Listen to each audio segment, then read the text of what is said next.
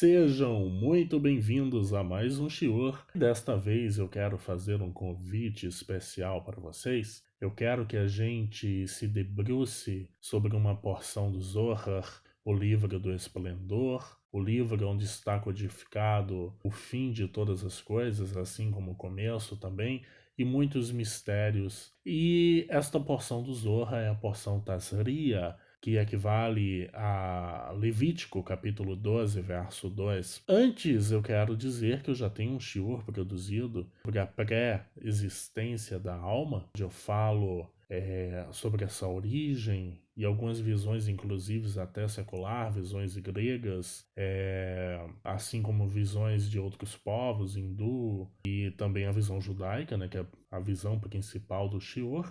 E lembrando que eu comprovo com várias fontes do Zohar, do Talmud, da própria Torá, da Tanar, que a alma ela existe e habitar isso. Inclusive, uma vez eu fiz uma live a respeito de aborto, as pessoas do grupo, e é muito importante porque abriu muito a mente, muitas informações que não eram sabidas, né, e muitas vezes não são discutidas, foram abordadas. É porque existem muitas visões diferentes e uma delas a gente vai trabalhar aqui hoje, que é quando passa a existir vida, que é inclusive um dos argumentos de pessoas que se utilizam esses pontos de vista para defender ou recusar a questão do aborto. Enfim, mas o tema hoje não é a respeito desse assunto, na verdade é sobre a fecundação. Como é que ocorre essa fecundação? Então, eu já tenho um shiur sobre a pré-existência das almas. É importante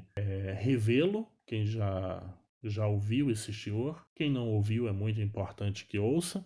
E agora a gente não vai falar da alma propriamente dita antes da existência, mas sim da fecundação, quando ela vem, esta alma, animar. Então, Levítico, capítulo 12, verso 2, diz o seguinte em hebraico: Isha ki tazria, tazria é o que dá o nome a porção do Zohar. Interessante que geralmente uma paraxá ela começa com a primeira palavra, ou as primeiras palavras que são mencionadas na leitura. E aqui ela está na terceira palavra, tá certo? Mas, então, fica assim em hebraico. Isha ki tazria Vaieleda Zahar, ou seja, uma mulher que engravida e dá à luz um macho. E aí continua as reticências. A gente vai pegar só essa etapa aqui, tá? Uma mulher que engravida e dá à luz um macho. E a gente precisa entender aquilo que eu venho falando, né, para vocês a respeito das colunas da árvore das vidas, né, a coluna da direita, a coluna do meio e a coluna da esquerda.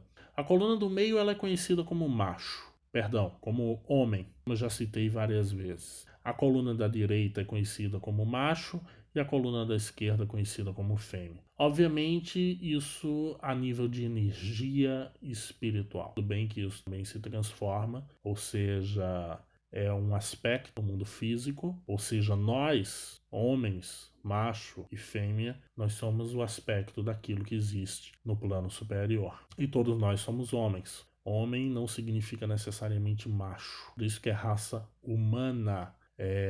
O homem ele tem o lado masculino e feminino, sendo o lado masculino geralmente predominante, e a mulher tem o lado feminino e masculino também, mas o seu centro, o meio da sua estrutura, seja no reino espiritual, seja no mundo físico, conhecido como homem. E o texto continua: Veim nekevá teled. E se ela dá à luz a uma mulher, reticências novamente, e a gente vai explicar o que significa essa expressão, e se ela dá à luz a uma mulher. E por que é que eu estou pulando aqui? Vocês podem perceber que eu falei primeiro a primeira frase de Levítico 12, 2, e eu pulei explicar esta coluna do meio, que é o homem, a coluna da direita, que é o macho, e a coluna da esquerda, que é a fêmea, e depois eu pulei para Levítico 12, 5, e se ela dá à luz a uma mulher.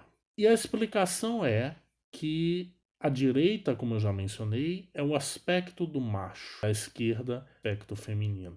E o Zohar, ele revela que dar à luz a um macho significa que a parte masculina e feminina da alma vem da direita. Lembra que eu falei que tanto o homem quanto a mulher, ela tem todos esses aspectos? Tá? Todos nós somos homem. Então nós temos o nosso centro, que é o homem, a coluna da direita, que é o macho, a coluna da esquerda, que é o fêmea. Então quando a coluna da direita da mulher se conecta com a coluna da direita do macho, do homem, então ela gera uma criança que vai ser um menino, né? Vai ser um homem.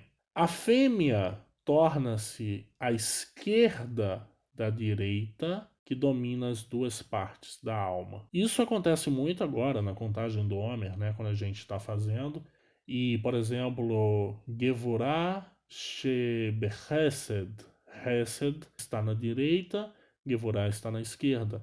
Só que aí é a Gevurah de Hesed, ou seja, é a esquerda da direita, né? Existe a Gevurah, a própria dimensão de Gevurah, que aí sim é o lado esquerdo, mas a gente está falando da esquerda da direita. Então essa fêmea ela torna-se a esquerda da direita que domina as duas partes da alma.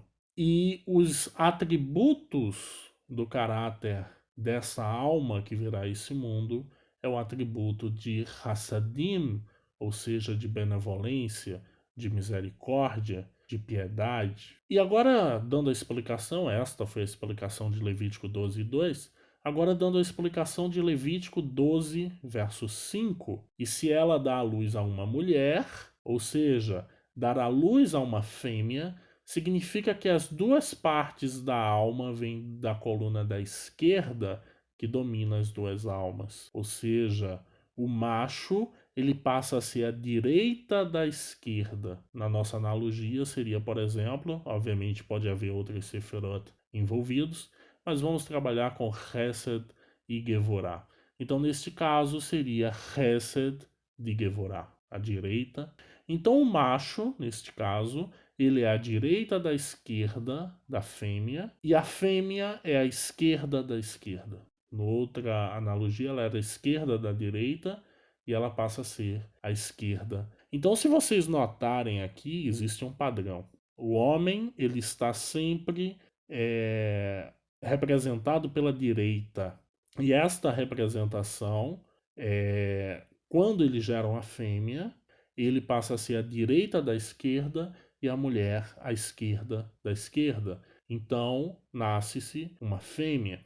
Por isso a importância de uma mulher conhecer os princípios espirituais e também a importância dela se ligar a um homem da direita. E é por isso que a gente vai ver em toda a Torá a proibição de uma mulher judia de se casar com um não-judeu, assim como também a proibição de um judeu se casar com uma mulher não judia, porque essas conexões podem acontecer. Tudo bem que essa proibição de se casar com uma não judia, né, tem que ser explicado, nem sempre está relacionado a todos os povos. Na verdade, são 7 povos que são proibidos na Torá, ao qual o povo judeu é proibido de se relacionar. Tipo de característica da coluna, neste caso que eu citei, ou seja, quando o homem ele gera uma filha, ele é à direita da esquerda e a fêmea é à esquerda da esquerda, esse tipo de característica da coluna é a esquerda, ou seja, o lado na árvore das vidas é totalmente esquerdo. E isto se traduz por desejo. Temos que ter muito cuidado, porque muita gente sempre atribui a esquerda como se fosse algo ruim. Esquerda não é algo ruim. Até porque a gente não pode confundir esquerda com o caminho da mão esquerda. O caminho da mão esquerda é o caminho pot, toda ela, né? Independente da coluna se é direita, meio ou à esquerda. Todas as clipotes é conhecido como o caminho da mão esquerda. Então não confundir o caminho da mão esquerda, que leva à árvore da morte, com a esquerda da árvore das vidas, tá certo? Sem falar que a esquerda ela é muito importante, como eu disse aqui, representa desejo e força. Se a gente voltar um versículo antes, ou seja, Levítico capítulo 12, verso 4, estará escrito: Então ela, a mãe, deve permanecer no sangue da sua purificação por 33 dias. Teste de Nidá, né, a separação. Essa Nidá aqui não é por menstruação, mas é uma Nidá por ela ter dado à luz. E por que 33 dias? Eu falei no Shiur sobre a pré-existência da alma justamente a respeito disso. Antes da alma descer a este mundo, um anjo chamado Laila, certo? É um anjo de aspecto feminino. Aspecto aqui não é aspecto no sentido real da palavra da língua portuguesa de aparência feminina, mas a sua essência, a sua energia é percebida como uma energia feminina. Então este anjo, chamado Laila, que em hebraico significa noite, ele pega aquela alma que está aguardando para vir a este mundo e leva, melhor dizendo, diante do trono da representação da glória do Criador, bendito seja o seu nome, e faz várias perguntas de como será aquela alma. Aqui não é predestinação, tá certo? Existe um pouco dos dois, né? As pessoas tendem a ser 8 ou 80, né? Os extremos. Ou existe predestinação ou não existe e você faz seu próprio destino. Não é bem assim. Para que a gente tenha livre-arbítrio, esse nosso livre-arbítrio ele precisa ser limitado, porque só o Criador é ilimitado. Então é como se ele desse, sei lá, umas 5 opções de destinos para você e você escolhe entre essas 5 opções. Então você tem livre-arbítrio de escolha, mas o seu livre-arbítrio ele é sim limitado. E isso não é muito difícil, perdão, isso não é muito difícil de compreender, porque nós, fazemos isso com nossos filhos, com sobrinhos e a gente vai colocar o almoço e você pergunta o que é que ele quer comer, você dá opções de comida, né, e outras coisas, vai no cinema qual filme você quer assistir. E isto é livre-arbítrio, só que é um livre-arbítrio limitado. Ninguém disse que o livre-arbítrio da humanidade era ilimitado. E quando esta alma recebe estas instruções, se será alta, magra, gorda, rica, pobre, é dito que uma única coisa não é perguntada, se ela será boa ou ruim. Né? Isso aí realmente é um livre-arbítrio totalmente nosso, seremos bons ou ruins. E também vale ressaltar que quando diz será gorda ou magra, não significa que a pessoa tem que permanecer nesta condição. Ou seja, o livre-arbítrio ele entra aí também, vai depender da sua força, da sua disposição para mudar aquela condição. Mas tem que ser determinado durante a vida quais as características físicas da pessoa. Temos que levar em conta que isso também acontece de acordo com a genética. Então, talvez, e eu acredito assim, esta configuração que o anjo lá no reino espiritual pergunta, pois nada acontece no mundo físico sem que antes aconteça no espiritual, está relacionada à genética dos pais. Alimentação, se é boa, se é ruim, tudo isso vai influenciar. Temos que ter isso em mente. E o Criador bendito seja dito que ele mostra os mundos superiores a esta alma que vai descer, mostra as glórias destes mundos, das pessoas que já vieram para cá e que conseguiram retornar aos céus e alcançaram grande mérito, e depois a maior parte do tempo ele desce com essa alma durante 33 dias e mostra a glória desse mundo, das pessoas que fazem o bem e dá instruções do que ele deseja para essa alma. Depois essa alma ela ascende aos céus por mais 7 dias, totalizando 40. E é dito que ela, a mãe, né, que gerou esta criança, ela não deve tocar em qualquer coisa consagrada, nem entrar no santuário, até que os dias de sua purificação sejam concluídos. Isto, obviamente, está relacionado com o pecado do Jardim do Éden, que é todo um código, tá certo? Eu já tenho falado sobre isso em muitos shiurims, então eu não vou adentrar nesse assunto aqui. Vou buscar, eu tenho vários sobre o Jardim do Éden, quem é a serpente, que o melhor, inclusive, a pronúncia é o serpente, né, já que era masculino, e todos os códigos relacionados a isso. Então essas almas que vêm para o mundo estão em um estado de espera, né, elas já existem, mas estão em um estado de espera, até que elas se instalem num vaso, tá? Esse vaso é o corpo que vai ser gerado pela própria alma. Outra informação importante é que esse corpo gerado pela própria alma, inicialmente ele é gerado pela alma da mãe, pelo nível de Nefesh, que é o nível mais baixo, que é o que dá origem ao corpo. mas o que vai terminar esse serviço é quando a própria alma que vai encarnar adentra este corpo e começa o desenvolvimento primordial necessário. Por isso que muitas vezes acontece aborto espontâneo, porque algo impediu que esta alma realmente viesse ao corpo e cumprisse esta missão. Ou, em outros casos, existe uma retificação a ser feita e aquela alma realmente não era para nascer. Isto é um caso que causa grande dor às mães. Um dia talvez eu faça um shiur mais elaborado a respeito disso, mas na verdade é um processo de elevação muito grande, pois se essas mulheres soubessem a honra que lhes foi dada, embora com muita dor, de elevar uma alma que na verdade o que faltava da outra vida para cá, para ela, era só realmente alguns dias ou meses, ou em alguns casos, bebês que chegam a nascer e falecem também com dias, semanas ou alguns meses. O que faltava para a retificação daquela alma era justamente passar por esse processo. Lembrando que, ao contrário do que muita gente pensa, um nascimento é muito doloroso para a alma, descer todas as dimensões, todos os mundos, gerar um corpo, passar 9 meses no ventre de sua mãe, e também o processo de nascimento é um processo que ocorre dor para a criança, ao contrário do que a maioria.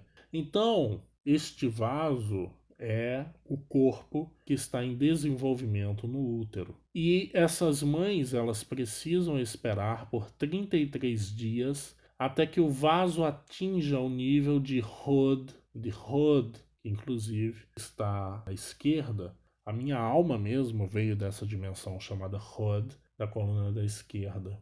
E aqui é interessante, né? Lembra que eu falei que quando a esquerda de esquerda nasce uma menina? Aí alguém pode dizer, ué, mas como é que você veio pelo lado esquerda, se Hod está na esquerda? Aqui é nível de portal, tá? Aqui é um outro conhecimento. Eu estou falando do portal, por onde eu vim. As dimensões espirituais por onde minha alma passou foi na dimensão de Hod. É óbvio que a nível de gerar uma alma, foi conectado direita com direita. Então, nesta fase, o vaso pode receber e manter a luz. Leva mais 7 dias para a alma se instalar no corpo e ativar a luz. A ciência nos ensina que após 40 dias, 40 a 41 dias, a partir da concepção, o batimento cardíaco de um bebê pode ser detectado pelo estetoscópio ultrassom. Então, ali demora em torno de 40 dias para a alma trazer vida ao corpo. De fato, o judaísmo afirma que são 41 dias, pois a palavra para mãe em hebraico é im, com o valor numérico de 41, que é igual que o número de dias necessário para que a vida entre no T, ou seja, no vaso, e uma mãe não pode ser chamada mãe a menos que ela carregue uma vida nela. E de fato essa confusão de 40 a 41 dias se dá porque os ocidentais contam os dias de uma forma um pouco diferente da nossa. Na verdade, para nós judeus, quando tem o pôr do sol já se conta mais um dia. Então é aquilo que nós falamos, 41 dias. Mas no caso da visão ocidental ou da visão judaico-oriental, não há diferença, pois o conceito é o mesmo. É exatamente nesse período que a alma desce, anima o corpo e inicia seu processo de retificação, pois todas as almas que vêm para este mundo vêm com o único objetivo de retificar, de se purificar e restaurar o Kli, ou seja, o vaso, o recipiente que nós éramos antes da fragmentação do Adam Kadmoni. Agradeço a todos que ouviram até aqui. Mais uma vez peço que escutem o shiur a respeito da pré-existência das almas, pois vai ajudar a elucidar muito bem conceitos relacionados à procriação e também como ou melhor, o que acontece com essas almas que estão aguardando finalmente a descida. Gratidão a todos e até o próximo shiur.